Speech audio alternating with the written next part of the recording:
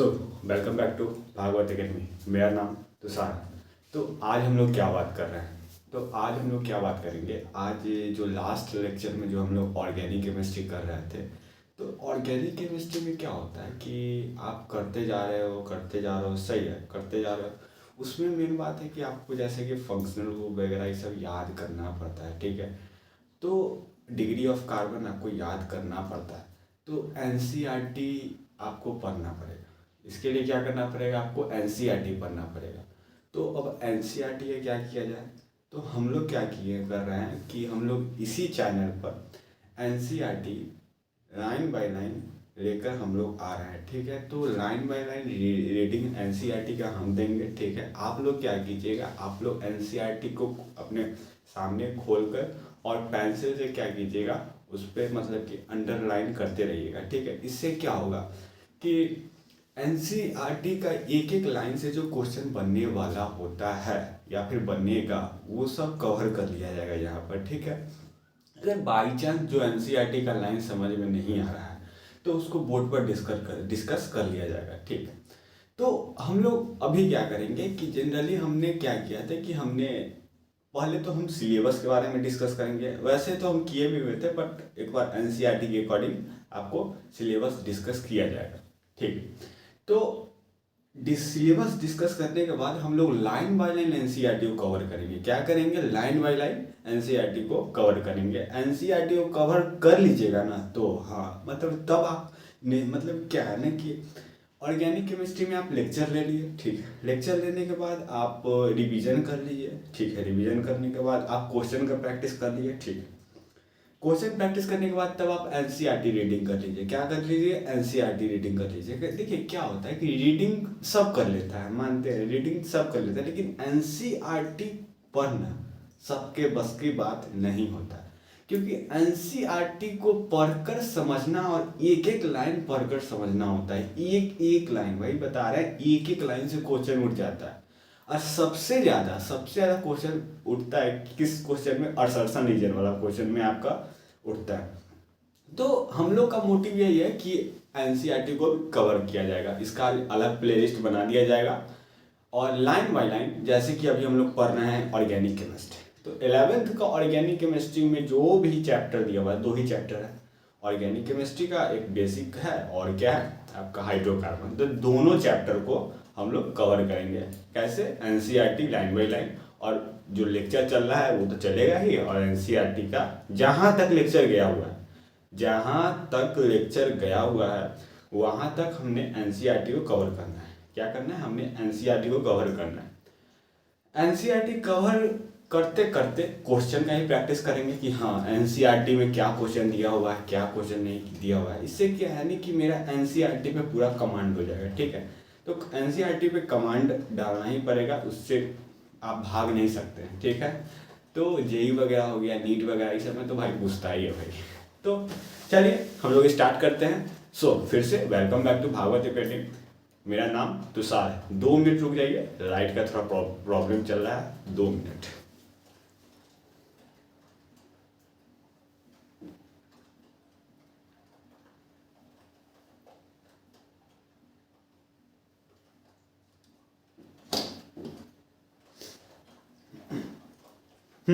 चलिए। तो क्या है कि यहाँ पर थोड़ा बारिश का मौसम है, तो लाइट का मतलब प्रॉब्लम चल रहा है, तो थोड़ा अप डाउन होगा, उसके लिए प्रॉब्लम नहीं है, ठीक है। तो थोड़ा आप लोग मैनेज कर लीजिएगा। तो चलिए हम लोग एनसीईआरटी को पकड़ते हैं। तो आप लोग जानते होंगे ये एनसीईआरटी है क्लास 11 का। और एनसीईआरटी में क्या क्या आपको नहीं पढ़ना है, सबसे पहले उसको डिस्कस किया जाएगा, ठीक है। उसको किया जाएगा डिस्कस, ठीक है। तो स्टार्ट करते हैं। तो एनसीईआरटी की सबसे पहले सिलेबस का बात करते हैं कि हमें क्या पढ़ना है क्या नहीं पढ़ना है। क्योंकि भाई एनसीईआरटी भाई क्या है कि एनटीए इस बार क्या किया है, इस बार नहीं मतलब कि प्रीवियस ईयर क्या किया था कि नोटिफिकेशन के जरिए बहुत सारे चैप्टर जो नहीं पढ़ना है उसको हम कराते हैं, ठीक है। तो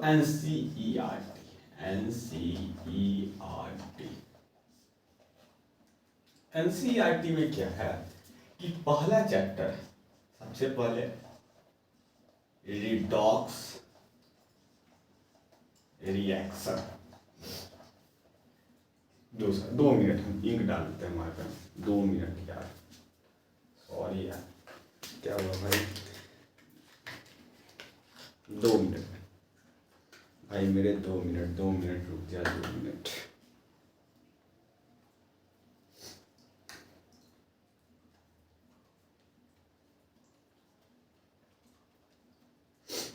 कोई बात नहीं, आराम से पढ़ेंगे, कोई बात नहीं, आराम से पढ़ा जाए, उसमें कोई प्रॉब्लम नहीं है, ठीक है।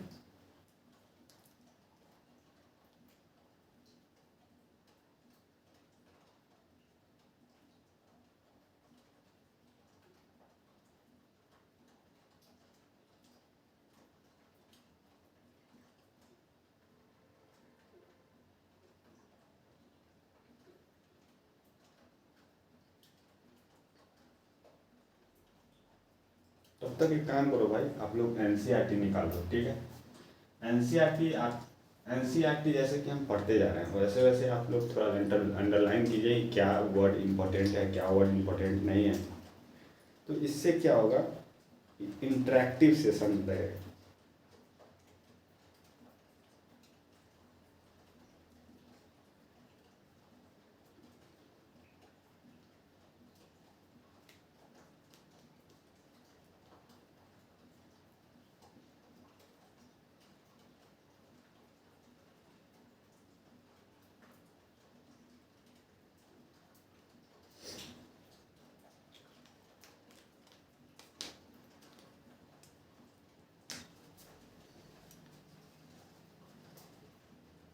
चलिए तो हम स्टार्ट करते हैं। अरे मेरा हाथ है, क्या हो गया। चलिए, तो सबसे पहले है रिडॉक्स रिएक्शन, ठीक है। फिर उसके बाद में है आपका हाइड्रोजन, क्या है, हाइड्रोजन। फिर उसके बाद क्या है आपका द एस ब्लॉक एलिमेंट, ठीक है। उसके बाद में है द पी ब्लॉक एलिमेंट। फिर उसके बाद में आपका आ जाता है, फिर उसके बाद में आता है ऑर्गेनिक केम, ठीक है। फिर उसके बाद में आता है आपका हाइड्रोकार्बन। फिर उसके बाद में आता है इन्वायरोमेंटल केयर। तो हमें क्या पढ़ना है, क्या बोल रहे हैं, हमें क्या पढ़ना है, तो जनरली एनटीए के अकॉर्डिंग, एनटीए के अकॉर्डिंग अगर देखा जाए तो ये चैप्टर को रिमूव किया गया है। हाइड्रोजन नहीं पढ़ना है, एस ब्लॉक नहीं पढ़ना है। पी ब्लॉक में हमें क्या पढ़ना है, जस्ट क्या पढ़ना है, हमें ट्रेंड पढ़ना है, ट्रेंड पढ़ना है, जनरल इंट्रोडक्शन पढ़ना है, जनरल इंट्रो पढ़ना है और ट्रेंड पढ़ना है। और उसके बाद में क्या पढ़ना है, मतलब कि ट्रेंड पढ़ना है और जनरल इंट्रोडक्शन ही पढ़ना है, ठीक है। उसमें अंदर नहीं जाना है। पहले क्या होता था कि पहले अंदर जाते थे, फिर हर एक ग्रुप का मतलब ग्रुप्स बाय ग्रुप हम लोग देखते थे उसका ट्रेंड क्या है, उसका मतलब कि मैग्नेटिक प्रॉपर्टी क्या है, वो किसके साथ रिएक्ट करता है, इसमें अमोनिया के बारे में पढ़ाया जाता था। जनरली उतना नहीं पढ़ना, वो सब नहीं पढ़ा, वो सब हटा दिया गया। तो जनरल इंट्रोडक्शन पढ़ना है। जनरल इंट्रोडक्शन में आपका ट्रेंड वगैरह आ जाएगा आपका, समझे, तो जनरली एटॉमिक नंबर आ जाएगा, फिर हाइब्रिडाइजेशन आ जाएगा, ये सब जनरली ये सब जनरल इंट्रोडक्शन में आता है। आते हैं अब हम ऑर्गेनिक केमिस्ट्री में। तो ऑर्गेनिक केमिस्ट्री में हमें ये पढ़ना है, हमें हाइड्रोकार्बन पढ़ना है, इन्वायरमेंटल केमिस्ट्री नहीं पढ़ना है। क्या पढ़ना नहीं पढ़ना है, इन्वायरमेंटल केमिस्ट्री। तो जनरली पता है इस बार का जो भी मतलब कि है ना, एनटीए बहुत सही किया है कि भाई जनरली ये सब चैप्टर जो है ना, ये सब याद करने वाला चैप्टर है। ये सब क्या करने वाला चैप्टर है, लर्न करने वाला चैप्टर, ठीक है। जैसे कि एस ब्लॉक है, पी ब्लॉक है, भाई इसमें तुम क्या यार समझोगे, तुम्हें बताओ मैं क्या समझ, जनरल से रिएक्शन को समझोगे और इसमें क्या समझोगे। इसमें जनरली 99% चीज़ आपको याद करना पड़ता है। हम मानते हैं ऑर्गेनिक में भी याद करना पड़ता है। तो जनरली क्या है कि ब्रेन पर क्या हो गया, प्रेशर कम हो गया। और ये तो पढ़ना ही नहीं है, बचा यही दो बचा, यही कुछ दो बचा ना, ऑर्गेनिक केमिस्ट्री बचा, ऑर्गेनिक केमिस्ट्री बचा और आपका क्या बचा, हाइड्रोकार्बन। ठीक है, जनरली हमें यही पढ़ना है। हम लोग कहाँ हैं, हम लोग ऑर्गेनिक केमिस्ट्री पर हैं। ठीक है, उसके बाद हाइड्रोकार्बन पर होगा। हाइड्रोकार्बन दोनों खत्म करने के बाद, और ख़त्म करने के बाद वन शॉट मिलेगा, वन शॉट के बाद आपको क्लास 12 में जंप कर दिया जाएगा। ठीक, तो हमें अभी जनरली क्या किया कि एनसीईआरटी के अकॉर्डिंग हमने, ये पार्ट 2 है, क्या है ये, पार्ट 2 बुक है, पार्ट 2 है। पार्ट 1 में आपका फिजिकल केमिस्ट्री वगैरह ये सब आता है, some basic of concept of, और वही सब आ रहा है। ठीक है, तो जनरली ये सब है आपका पार्ट 2 में। हमको अभी क्या चीज़ से डील करना है, हमको अभी ऑर्गेनिक से डील करना है। ये सब बताना आपके लिए थोड़ा हमें लगा कि हाँ बता दिया जाएगा, तो जनरली बता दिया गया है। ठीक है, हम आते हैं ऑर्गेनिक केमिस्ट्री में।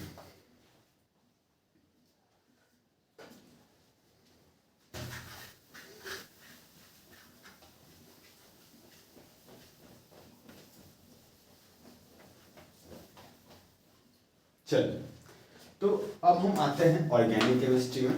तो ऑर्गेनिक केमिस्ट्री का सबसे पहले सिलेबस डिस्कस करते हैं कि हाँ टॉपिक वगैरह क्या है। तो ऑर्गेनिक केमिस्ट्री, ठीक है, चैप्टर का नाम है सम बेसिक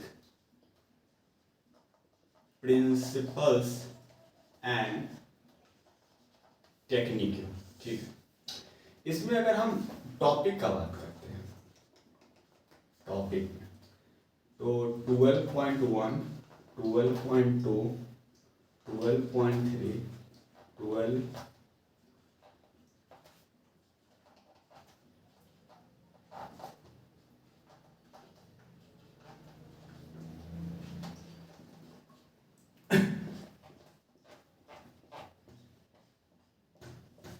चलिए, इसमें हमें जनरल इंट्रो करना है, वही कार्बन के बारे में। ठीक है, देखिए tetra valency of carbon, carbon, ठीक है, structure representation of organic chemistry, organic chemistry. ठीक है, फिर हमें पढ़ना है क्लासिफिकेशन ऑफ ऑर्गेनिक कंपाउंड। ठीक है, फिर नॉमेनक्लेचर पढ़ना है, नॉमेनक्लेचर ऑफ ऑर्गेनिक कंपाउंड। ठीक है, फिर उसके बाद में आपको पढ़ना आइसोमेरिज्म, ठीक है, फिर उसके बाद पढ़ना है fundamental concept in organic reaction mechanism. इसमें हम क्या लिख सकते हैं, मैकेनिज्म पढ़ना है। ठीक है, फिर हमको पढ़ना है प्यूरिफिकेशन ऑफ, मेथड मतलब कि मेथड होना चाहिए, method of purification of organic compound. ठीक है, फिर हमें क्या लास्ट में क्या है पढ़ना है, क्वालिटेटिव एनालिसिस। क्या पढ़ना है, क्वालिटेटिव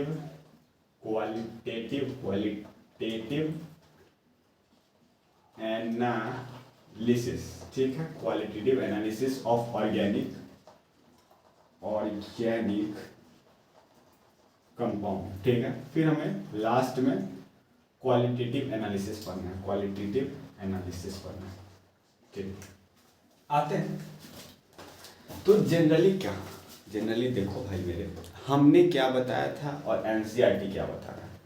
हमने आपको क्या बताया था कि some basic principles and technique जो चैप्टर है, ये चैप्टर जनरली क्या है, 3 टॉपिक में इसको डिवाइड करेंगे। क्या करेंगे, 3 टॉपिक में हम इसको डिवाइड करेंगे। जनरली हमने जो फर्स्ट लेक्चर जो डाला था ना ऑर्गेनिक केमिस्ट्री का, उसमें सभी चीज़ बताया गया हुआ था। तो इसमें सम प्रिंसिपल बेसिक एंड टेक्निक में आपको क्या करना था, सबसे पहले हमने बात किया था कि इसमें पढ़ना था आपको जीओसी, आइसोमेरिज्म, आइसोमेरिज्म और क्या पढ़ना था, नोमेनक्लेचर। आईयूपीएससी जनरली, आईयूपीएससी। तो पहला टॉपिक ये था, दूसरा टॉपिक ये था, तीसरा टॉपिक ये था। फिर उसके बाद में हम लोग जंप कर जाते हैं हाइड्रोकार्बन में, ठीक है, हाइड्रोकार्बन, ठीक है।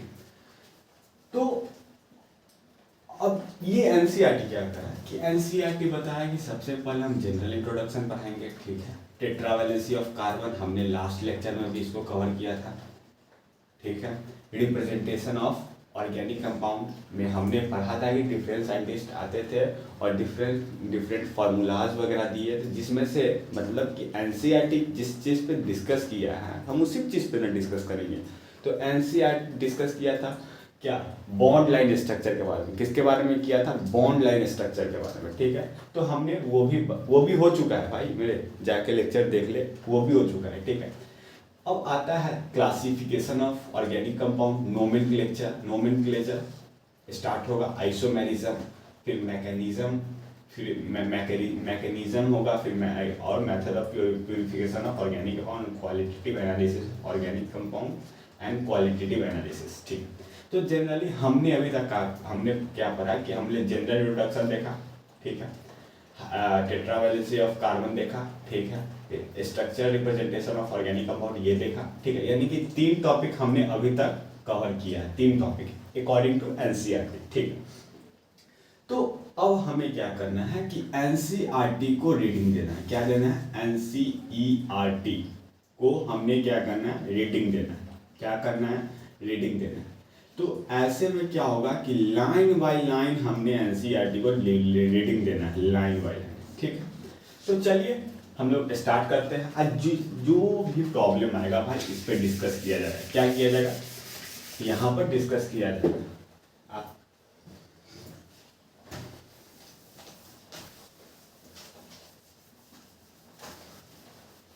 तो क्या कीजिए, कुर्सी के पेटी बांध लीजिए, रॉकेट लॉन्च होने ही वाला है, ठीक है। चलिए, तो मैंने क्या करना है, ऐसे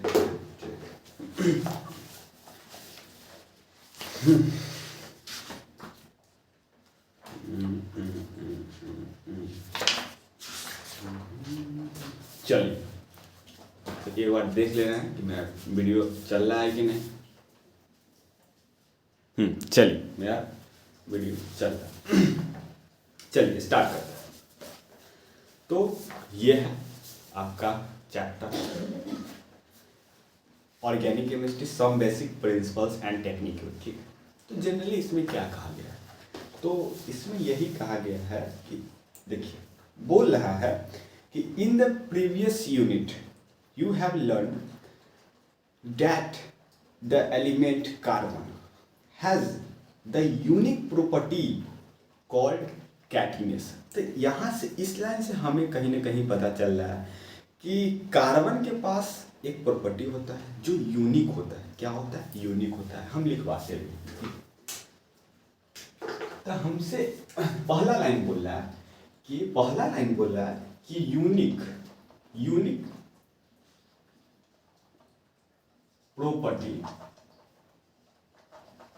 property called catenation.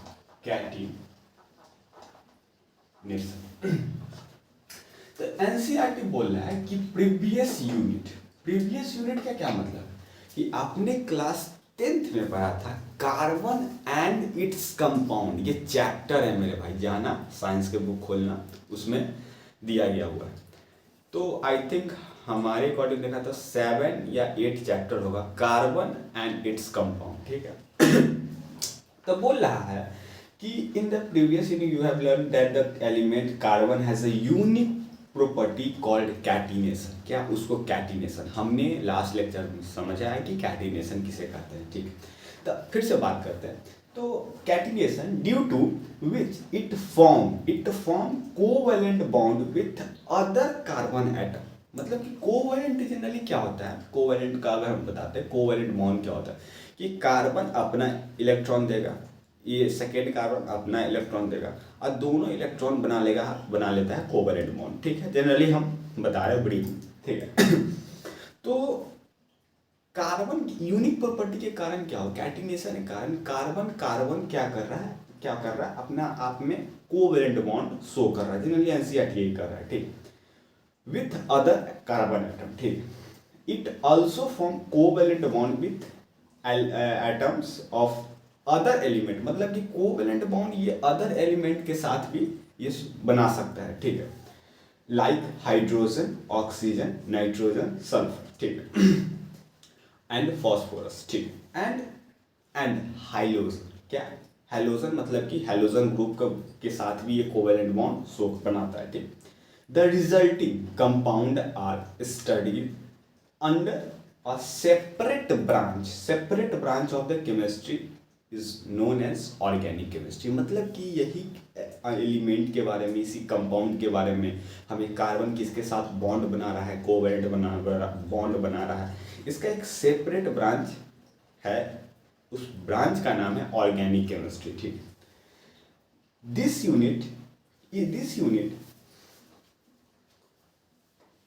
unit incorporates some basic principles and technique of analysis required for the understanding, formation and properties of organic compound। तो मतलब कि इस यूनिट में क्या किया गया है कि हमें उसी के बारे में some basic principles and technique उसको एनालाइज करना है, क्या करना है, एनालाइज करना है, रिक्वायर्ड, जो हमारे लिए क्या है, अंडरस्टैंडिंग करने के लिए, मतलब कि रिक्वायर्ड है, ठीक है। फॉर्मेशन एंड प्रॉपर्टीज के बारे में कहीं ना कहीं पढ़ना है, किसके बारे में पढ़ना है, प्रॉपर्टीज के बारे में पढ़ना ऑफ ऑर्गेनिक कंपाउंड, मतलब कि ऑर्गेनिक कंपाउंड बनेगा, ठीक है, किसके साथ बनेगा, आपका हाइड्रोजन के साथ बनेगा, आपका हाइड्रोजन के साथ बनेगा, और उसके किसके साथ, नाइट्रोजन, ऑक्सीजन, सल्फर, फास्फोरस, इसके साथ आपका ऑर्गेनिक कंपाउंड बनेगा।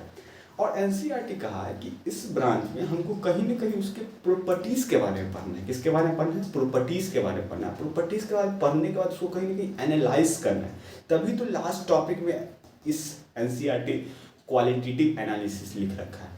लास्ट टॉपिक 12.10 में हमने देखा नहीं, qualitative analysis of organic compound, फिर उसके बाद में क्वालिटेटिव एनालिसिस, ठीक है।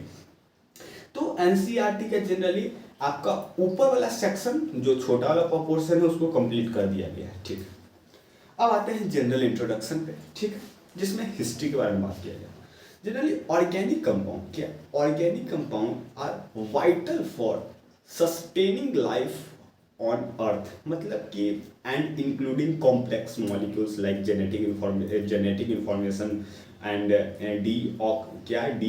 deoxyribonucleic acid and proteins that constituent and is essential compound for our blood।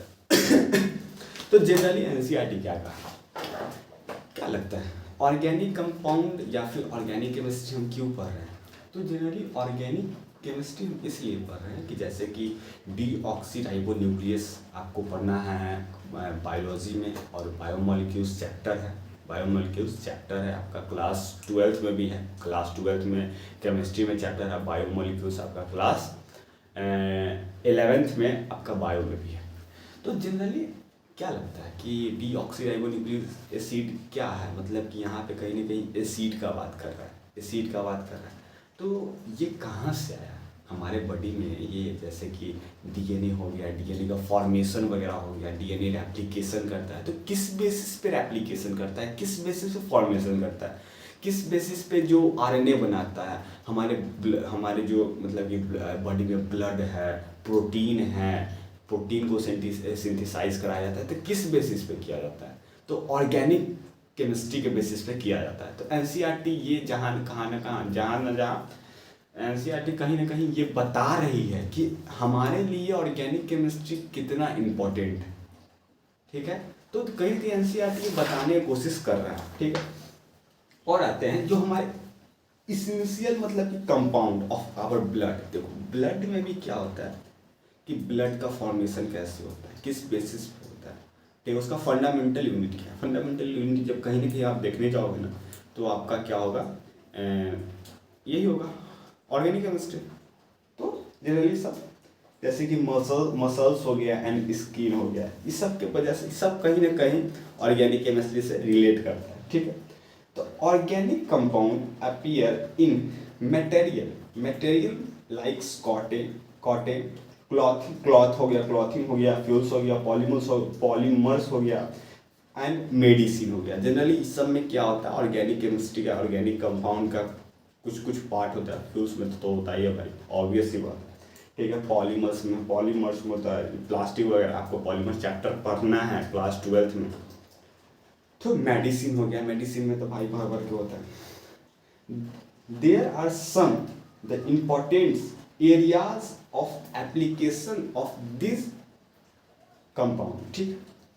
इसमें कहीं ना कहीं कवर किया गया है कि जनरली 1 2 3 4 5 6 7, हाँ 7 लाइन में क्या, जनरल इंट्रोडक्शन 7 लाइन जब तुम पढ़ोगे तो उसमें कहीं ना कहीं इंपॉर्टेंस ऑफ ऑर्गेनिक केमिस्ट्री बताया गया है कि ऑर्गेनिक कंपाउंड कहाँ कहाँ यूज होता है हमारे डीएनए के फॉर्मेशन में, डीएनए रेप्लिकेशन में, डीएनए हमारे एग्जाम्पल में दे रखा है तुम्हारा डीऑक्सीराइबोन्यूक्लिक एसिड दिया हुआ है, फिर आपका पॉलीमर्स हो गया, फ्यूल्स हो गया, आपका ब्लड्स हो गया, मसल्स हो गया तुम्हारा, और उसके बाद में स्किन हो गया।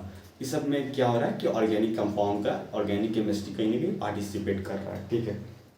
अब हम आते हैं science of organic chemistry is about 200 year old. तो हमको जाना है 2 साल पहले जाना है, ठीक। तो क्या कहा है, around the year 1718 chemist began to distinguish, मतलब कि कहीं ना कहीं बांटना between organic compound obtain from, हाँ ये लाइन समझो कि हमने जो बताया था बोर्ड पर कि ऑर्गेनिक कंपाउंड कहीं ना कहीं किससे बनता है, आपका लिविंग ऑर्गेनिज्म से बनता है। किससे बनता है, लिविंग ऑर्गेनिज्म। तो यही लाइन एनसीईआरटी कर रहा है कि chemist began the organic compound, हाँ organic compound obtained from plants and animals. अब प्लांट्स और एनिमल्स क्या होता है, लिविंग ऑर्गेनिज्म होता है कि नॉन लिविंग ऑर्गेनिज्म होता है, ऑब्वियस सी बात है लिविंग ऑर्गेनिज्म होता है। तो plants and animals and inorganic compound obtained from non living things like minerals हो गया, गैसेस हो गया। मिनरल्स गैसेस का बात एनसीईआरटी नहीं कहा गया है, लेकिन हमने आपको बताया inorganic compound prepare from minerals, क्या मिनरल्स एंड गैसेस, ठीक है। अब आता है बर्जीलियस साइंटिस्ट का बात आता है। तो जनरली वो क्या थे, एक केमिस्ट थे जो प्रपोज किए थे वाइटल फोर्स थ्योरी। क्या प्रपोज किए थे, वाइटल फोर्स थ्योरी को उन्होंने प्रपोज किया था। Was responsible for the formation of organic compound, however this notion was rejected in 1828। किसके द्वारा रिजेक्ट किया गया था, वोलर के द्वारा। वोलर क्या किया था, वोलर सिंथेसाइज कर लिया था ऑर्गेनिक कंपाउंड यूरिया फ्रॉम किससे, इनऑर्गेनिक कंपाउंड से, ठीक है। और इनऑर्गेनिक कंपाउंड यानी कि अमोनियम साइनेट के बारे में बता रहा है। अब देखिए हमने क्या बताया था आपको, तो हम क्या हुआ कि अराउंड 1828 में जो जाने माने जो मतलब कि पॉपुलर साइंटिस्ट बर्जीलियस थे, उन्होंने आए बिगनर में, जो बिगनिंग का जनरली ऑर्गेनिक केमिस्ट्री का जब शुरुआत होने मतलब हो रहा था उस टाइम उन्होंने क्या किया 1828 में वो आए और एक थ्योरी दी है। उस थ्योरी का नाम यह था वाइटल फोर्स थ्योरी। क्या, vital force theory. Vital force theory क्या करता है कि सम टाइप फोर्स क्या है कि कुछ ऐसा फोर्स है which is responsible for the organic compound. यही एनसीईआरटी में लिखा हुआ है कि vital force theory was responsible for the formation of organic compound. मतलब कि वाइटल फोर्स के अगर हम हिंदी में जानने की कोशिश करते हैं तो दैविक शक्ति होता है। क्या होता है, दैविक शक्ति। तो मतलब कुछ ऐसा दैविक शक्ति है जो क्या करता है, फॉर्मेशन करता है ऑर्गेनिक कंपाउंड को, ठीक है। तो अब जनरली इनका अकॉर्डिंग जनरली हमें पता चल गया कि हम वाइटल फोर्स थ्योरी यही कहता है कि vital force is responsible for the formation of organic compound. Vital force ये थ्योरी यही कहता है, ठीक। अब आते हैं अब 1828 में 1828 में इन्हीं के स्टूडेंट हैं वोलर क्या किए कि वोलर उस टाइम में उन्होंने इनऑर्गेनिक कंपाउंड से ऑर्गेनिक कंपाउंड को फॉर्म कर दिए। क्या किए, फॉर्म कर दिए with the help of ammonium cyanate. किससे, with the help of ammonium cyanate. Generally क्या हुआ था कि अमोनियम साइनेट अपने आप को रीअरेंज करके यूरिया में अपने यूरिया में अपने आप को कन्वर्ट कर लिया था। हमने आपको बताया था कि उन्होंने कंपाउंड क्या लिया था, मतलब कि उन्होंने कंपाउंड क्या लिया था, देखते हैं थोड़ा। उन्होंने लिया था AgOCN प्लस AgOCN NH4Cl, ठीक है। जनरली इन्होंने ये कंपाउंड लिया था और क्या किया था, क्रिस क्रॉस करवाया था, यानी कि AgCl प्लस NH4OCl, ठीक है। ये हमारा हो गया सिल्वर क्लोराइड, ये हमारा हो गया अमोनियम साइनेट, ठीक। तो सिल्वर क्लोराइड का यहाँ पर एनसीईआरटी बात नहीं किया है। जनरली हुआ क्या था कि ये स्किप कर गया था, क्या किया था, स्किप कर गया था। यहाँ पर एनसीईआरटी में लिखा हुआ है अमोनियम साइनेट, ठीक। तो ammonium cyanate NHOCN ammonium cyanate ने अपने आप को रीअरेंज करने के बाद इन्होंने बना दिया NaCO2, ठीक है। ये जनरली हमने याद किया था, आप भी याद कर सकते हो। तो इसका मतलब होता क्या है, इसका मतलब होता है यूरिया, यानी कि volar is the first scientist which is created या फिर discover organic compound from inorganic compounds, ठीक है। यहाँ पर रिएक्शन भी दे रखा है, आप देखो नीचे में NH4OCN, क्या OCN जनरली इन्होंने इधर उधर लिख दिया है, उससे कोई प्रॉब्लम नहीं है, हमने भी सही रखा।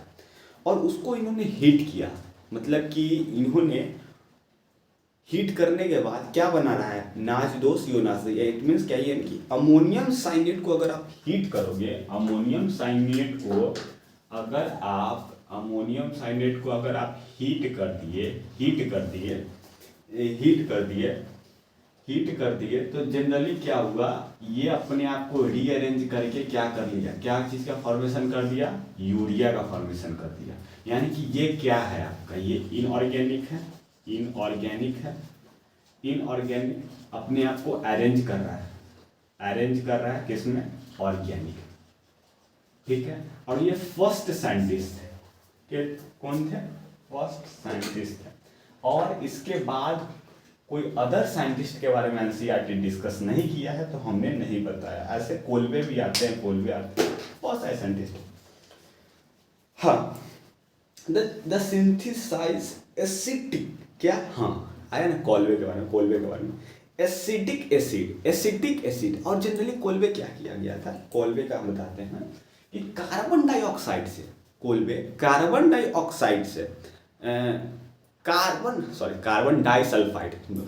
कार्बन डाइसल्फाइड से इन्होंने एसिडिक एसिड का क्या किया, फॉर्मेशन किया। कौन किया था, कोलबे किए थे 1845 में। और वोलर कब किए थे, 1828 को, समथिंग अराउंड 22-25 मतलब कि साल का डिफरेंस में कोलबे अपने आप को क्या कर दिए थे, मतलब कि क्या बना लिए थे, एसिटिक एसिड बनाए थे, किससे, कार्बन डाइसल्फाइड से, ठीक। And that of methane by, और बहुत सारे साइंटिस्ट आए। Generally organic compound could be synthesise from inorganic compound in laboratory, ठीक। लैब में क्या किए थे, ये ऑर्गेनिक कंपाउंड को बना दिए, किससे, फ्रॉम इनऑर्गेनिक कंपाउंड, ठीक। The development of electronic theory of covalent bonding unshare organic chemistry into this modern shape. Generally अब क्या चीज़ पे बात हो गया था, अब मतलब कि कार्बन का शेप के बारे में बात हो गया था, ठीक है, कि कार्बन का क्या शेप होगा, उसका पाई बॉन्ड क्या होगा, पाई बॉन्ड के बारे में शेयरिंग की जनरली बात किया गया था कि पाई बॉन्ड कैसा शेयर करता है, और पाई बॉन्ड हो गया आपका, सिग्मा बॉन्ड हो गया, जनरली इस सब के बारे में बात किया गया था। हमने आपको ये अभी नहीं पढ़ा है, तो इसी वजह से हम एनसीईआरटी आपको नहीं पढ़ा रहे हैं, ठीक है। अब हम आते हैं, एक क्वेश्चन आपको देकर जाते हैं, एक क्वेश्चन एनसीईआरटी के अकॉर्डिंग देके जाते हैं, ठीक है। एनसीईआरटी के क्वेश्चन देके जाते हैं, ठीक है। क्या है कि ये चैप्टर, ये जो टॉपिक हम जो क्वेश्चन देने वाले हैं ना, ये टॉपिक हमने डिस्कस कर लिया था, इस पर क्वेश्चन भी किया था, ठीक है। तो एनसीईआरटी से क्वेश्चन नहीं हुआ था, तो हम क्या कर रहे हैं, एनसीईआरटी के क्वेश्चन यहाँ पर देने की कोशिश कर रहे हैं, ठीक है। तो एनसीईआरटी का क्वेश्चन है कि how many sigma and pi bond are present in each of the following molecules। Molecules मतलब कि इसका मतलब होता है कि इसका मतलब ये कहना चाह रहा है कि हर एक कार्बन पे ईच कार्बन पर आप सिग्मा और दोनों पाई को कैलकुलेट करो। ए HC triple bond CCH double bond CH3। ए नंबर क्वेश्चन ये हो गया। बी नंबर क्वेश्चन होता है CH2 डबल बॉन्ड CH3, ठीक है। बैलेंस चेक कर लेना, ठीक है। तो आप क्या करना है, इसको बनाने की कोशिश करना। नेक्स्ट लेक्चर में हम क्या करेंगे, इसको डिस्कस करेंगे। इजी क्वेश्चन है भाई, इजी क्वेश्चन है। पता है हमने जो लास्ट लेक्चर में 2 मिनट, हाँ, हमने जो लास्ट लेक्चर में इसके मतलब कि sigma bond and pi bond calculate करना हमने बता रखा है, ठीक है। तो आई थिंक आप लोग कर लोगे। तो जनरली इसमें क्या है, 2 क्वेश्चन है, एनसीईआरटी के अकॉर्डिंग क्वेश्चन है, एनसीईआरटी क्वेश्चन है भाई, करने की कोशिश करना। कहने का क्वेश्चन भाई, क्वेश्चन घुमा रहा है, क्वेश्चन ही घुमा रहा है। जनरली क्या आता है, हम ही कर देते हैं, ठीक। क्वेश्चन को सॉल्व करते हैं, ठीक है, सॉल्व करते हैं। क्वेश्चन को सॉल्व किया जा रहा है। क्वेश्चन क्या बोल रहा है कि how many sigma and pi bond are present in each of the following molecules. Generally molecules दे रहा है एनसीईआरटी में, जनरली बोल रहा है मॉलिक्यूल्स के जगह पे हम बोल रहे हैं कि ईच कार्बन पे करो, ठीक है। तो जनरली एक बार हम देख लेते हैं, 3 1 4 2 2 4, ठीक है। तो क्या बोल रहा है क्वेश्चन, पहला का कार्बन है, सॉरी हाइड्रोजन है, कार्बन है, ट्रिपल बॉन्ड, फिर कार्बन हाइड्रोजन, फिर ऐसे, ठीक है। हाँ, तो सबसे पहले क्या करेंगे, सबसे पहले ये करेंगे कि देखो, ये hydrogen, carbon, triple bond, carbon, देखो ये कार्बन को ये वाला कार्बन का वैलेंसी चेक करो। 3 इसके साथ बनाया हुआ है, 1, यानी कि इसका वैलेंसी पूरा है, यानी कि 4 है, ठीक है। और कौन सा क्वेश्चन हम लोग डिस्कस कर रहे थे, यहाँ तक हो गया, ठीक है। और फिर एक सिंगल बॉन्ड बनाओ, C सिंगल बॉन्ड H, ठीक है। जनरली H यहाँ लिख देते हैं, H, ठीक है, H हो गया। फिर डबल बॉन्ड C यहाँ पे नीचे लिख देते हैं, H, ठीक है, CH हो गया। फिर C और यहाँ पर H, यही ना है क्वेश्चन। जनरली हमने क्या किया, हमने इसको क्या किया, जनरली हमने इसको एक्सपेंड करके लिखा है। ये जनरली क्या है, कंडेंस फॉर्म में, ये जो है, ये जो हम दिए हैं कंडेंस फॉर्म में, हम उसको क्या किए, एक्सपेंड करके लिखे हैं, ठीक है। तो जनरली हम अब वैलेंसी चेक करते हैं, 3 1 4, यानी कि ये कार्बन का पूरा है। अब ये कार्बन का चेक करते हैं, तो 3 1 4 इसका ही पूरा है। इसका चेक करते हैं, तो 1 2 3 4 इसका ही पूरा है। इसका चेक करते हैं, तो 1 2 3 4 इसका ही पूरा है। इसका चेक करते हैं, तो 1 2 3 4, ठीक। अब हमसे क्या बोल रहे हैं कि पाई बॉन्ड और सिग्मा बॉन्ड को कैलकुलेट कीजिए, ठीक है। हम क्या जानते हैं कि पाई बॉन्ड क्या होता है और सिग्मा बॉन्ड क्या होता है। सिग्मा बॉन्ड जनरली क्या होता है बताते हैं। ये है सिंगल बॉन्ड, यानी कि 1 सिग्मा, ठीक है, 1 सिग्मा। 2 यानी कि 3 बॉन्ड है, तो यानी कि 1 सिग्मा 2 पाई, 1 सिग्मा 2 पाई। यहाँ पे सिग्मा, यहाँ पर सिग्मा, यहाँ पर 2 बॉन्ड है, यानी कि 1 सिग्मा होगा 1 पाई होगा। यहाँ पर सिग्मा, यहाँ पर सिग्मा, ठीक। अब आप कैलकुलेट कर लो। जनरली क्या है, मार्कर में कुछ प्रॉब्लम, 1 2 3 4 5 6 7 8 9 10, यानी कि सिग्मा कितना आ गया 10। अब हमको पाई करना है, पाई करना है। तो एक यानी कि 2 पाई, 2 2 2 2 के बाद एक 3 3 3 3 3 3 3 3, बस तो हो ही गया ना भाई 3। तो यहाँ पर तुम्हें पाई कितना आ गया, पाई 3 आ गया। यही तेरा आंसर है, यही तेरा आंसर। ठीक, अब हम आते हैं क्वेश्चन नंबर 2 पे। ठीक है, पाई बॉन्ड किसे कहते हैं? पाई बॉन्ड अगर सिंगल बॉन्ड है तो उसको पाई कहते हैं, डबल बॉन्ड है तो डबल बॉन्ड में एक पाई होता है और एक सिग्मा होता है। ट्रिपल बॉन्ड में एक सिग्मा होता है और 2 पाई होता है। सिग्मा कांस्टेंट नंबर का होता है, तीन बॉन्ड हो तभी, 2 बॉन्ड हो तब, या फिर एक बॉन्ड हो। सिग्मा कांस्टेंट नंबर का होता है 1 सिग्मा, जब भी होगा एक ही सिग्मा होगा। क्या होगा? एक ही सिग्मा। मतलब कि अगर कार्बन कार्बन में ट्रिपल बॉन्ड है तो कार्बन कार्बन ट्रिपल बॉन्ड होने के बाद भी एक ही सिग्मा को कंसीडर किया जाता है। ठीक, हम आते हैं क्वेश्चन नंबर 2, इसका हो गया। अब आते हैं क्वेश्चन नंबर 2। तो हमने किसके बारे में डिस्कस किया था? 1 के बारे में, ए के बारे में, बी में आते हैं। तो अगर आप बिगिनर हैं तो थोड़ा मेहनत करना पड़ेगा।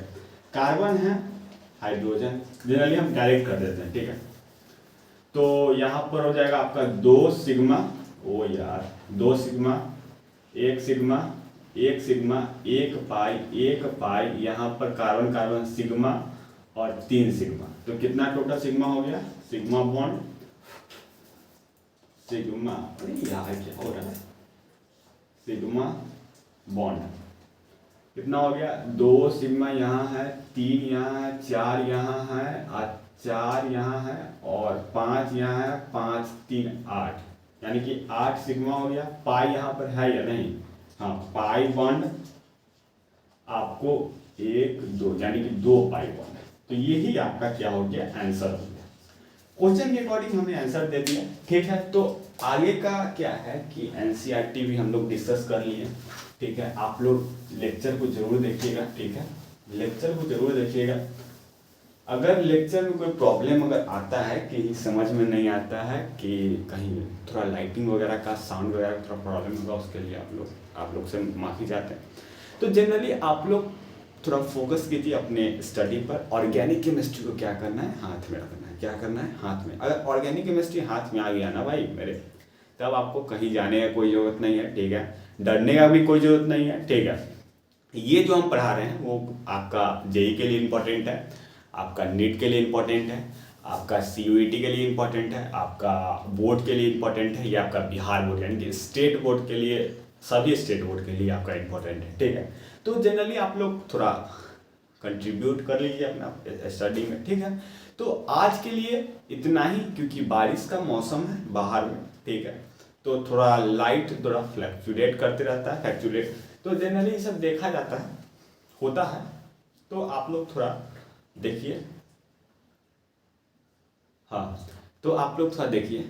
ठीक है, तो स्टडी कीजिए और स्टडी मतलब कि ठीक है, तो फिर चलिए फिर लाइट कटिएगा। ठीक है, तो मिलते हैं नेक्स्ट लेक्चर में। ठीक।